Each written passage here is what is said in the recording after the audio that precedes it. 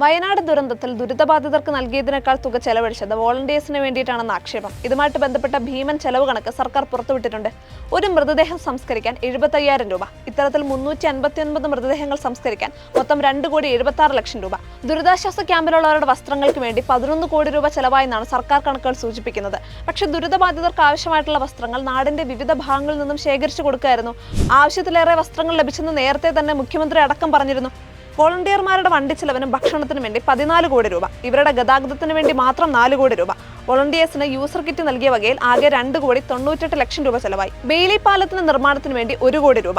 17 ദുരിതാശ്വാസ ക്യാമ്പുകളിൽ 30 ദിവസത്തേക്ക് ജനറേറ്ററിന്റെ ചെലവ് 7 കോടി രൂപ.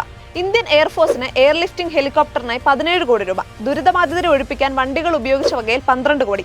മിലിറ്ററി, വോളണ്ടിയർമാർ എന്നിവരുടെ മെഡിക്കൽ സൗകര്യങ്ങൾ നൽകിയ വകയിൽ 2 കോടി രൂപ. ഇവരുടെ താമസ സൗകര്യങ്ങൾ ഒരുക്കിയ വകയിൽ 15 കോടി. ഭക്ഷണ ആവശ്യങ്ങൾക്ക് 10 കോടി. JCB, ഹിറ്റാച്ചി, ക്രെയിൻ എന്നിവയ്ക്കായി 15 കോടി എന്നിങ്ങനെയാണ് കണക്കുകൾ. ദുരിതാശ്വാസ ക്യാമ്പിലെ ഭക്ഷണത്തിനായുള്ള ചെലവ് 8 കോടി രൂപയാണ്. മെഡിക്കൽ പരിശോധനയ്ക്ക് 8 കോടി. ഡ്രോൺ, റഡാർ വാടകയ്ക്ക് 3 കോടി. DNA പരിശോധനയ്ക്ക് 3 കോടി എന്നിങ്ങനെ ചെലവാക്കിയതായാണ് കണക്കുകൾ സൂചിപ്പിക്കുന്നത്.